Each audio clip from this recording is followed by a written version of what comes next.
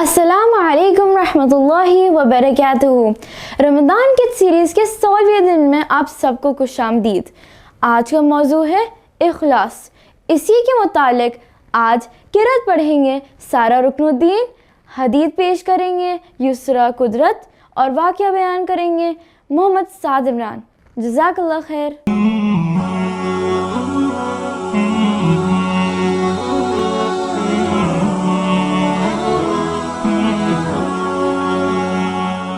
أعوذ بالله من الشيطان الرجيم بسم الله الرحمن الرحيم إنا أنزلنا إليك الكتاب بالحق فاعبد الله مخلصا له الدين ألا لله الدين الخالص والذين اتخذوا من دونه أولياء ما نعبدهم إلا ليقربونا إلى الله زلفى إن الله يحكم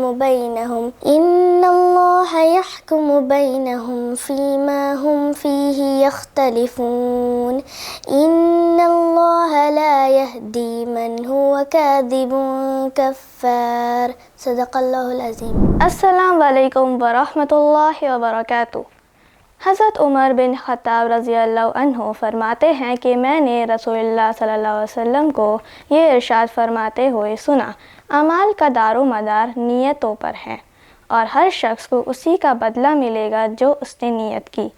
اگر کوئی اعمال صرف اللہ کی رضا کے لیے کیا جائے تو اس کا اجر ملے گا، اگر نیت دکھاوا یا دنیا کے فائدے کے لیے ہو تو وہ اعمال اللہ کے نزدیک مقبول نہیں ہوگا۔ اخلاص ایک مومن کی شان ہے اور یہ اللہ کے نزدیک اعمال کو مقبول بنانے کی ضروری شرط ہے۔ ہر اعمال شروع کرنے سے پہلے نیت کا جائزہ لینا چاہیے۔ جزاک اللہ خیر۔ السلام علیکم۔ نبی کریم صلی اللہ علیہ وسلم نے فرمایا کہ 3 آدمی سفر کر رہے تھے، راستے میں ایک گھر میں پناہ لی۔ اچانک ایک بڑا پتھر لڑک کر گھر کے منہ کو بند کر گیا۔ وہ تینوں بہت پریشان ہو گئے کیونکہ کوئی انہیں وہاں سے نکال نہیں سکتا تھا۔ انہوں نے فیصلہ کیا کہ ہر شخص اللہ کے سامنے اپنا کوئی ایسا عمل پیش کرے جو انہوں نے خالص نیت کے ساتھ کیا ہو تاکہ اللہ ان کی دعا قبول کرے اور انہیں نجات ملے۔ پہلا شخص، اس نے کہا، یا اللہ، میرے والدین بوڑھے تھے اور میں ہمیشہ انہیں دودھ پلانے کے بعد اپنے بچوں کو کھلاتا تھا۔ ایک دن میں دیر سے واپس آیا تو والدین سو چکے تھے۔ میں دودھ نکالا اور ان کے جاگنے تک ان کے سرہانے کھڑا رہا، حالانکہ میرے بچے بھوک سے رو رہے تھے۔ یا اللہ، اگر یہ عمل خالص تیری رضا کے لیے کیا تھا تو اس پتھر کو ہٹا دے۔ پتھر تھوڑا سا ہٹ گیا۔ دوسرا شخص، اس نے کہا، یا اللہ، میری ایک کزن تھی جس سے میں بہت محبت کرتا تھا۔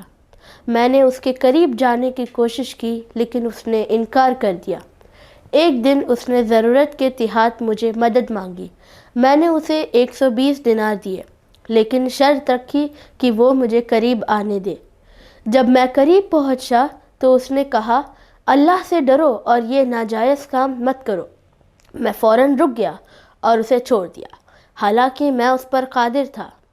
یا اللہ، اگر یہ عمل خالص تیری رضا کے لیے کیا تھا تو اس پتھر کو ہٹا دے۔ پتھر مزید ہٹ گیا۔ تیسرا شخص، اس نے کہا، یا اللہ، میں نے ایک مزدور کو مزدوری دی لیکن وہ بغیر معاوضے لیے چلا گیا۔ میں نے اس کی مزدوری کو تجارت میں لگایا اور اس سے بہت منافع ہوا۔ کئی سال بعد وہ واپس آیا اور اپنی مزدوری مانگی۔ میں نے اسے سب کچھ واپس کر دیا، حتیٰ کہ جو جانور اور مال اس کی مزدوری سے پیدا ہوئے تھے۔ یا اللہ، اگر یہ عمل خالص تیری رضا کے لیے تھا تو اس پتھر کو ہٹا دے۔ پتھر مکمل طور پر ہٹ گیا اور وہ 3 آزاد ہو گئے۔ نصیحت، یہ واقعہ ہمیں سکھاتا ہے کہ اخلاص نیت اور خالص سے کیے گئے عمل اللہ کے یہاں بے حد قدر رکھتے ہیں۔ اخلاص نہ صرف اللہ کی رضا حاصل کرنے کا ذریعہ ہے بلکہ مشکل وقت میں نجات کا سبب بھی بن سکتا ہے۔ جزاک اللہ خیر۔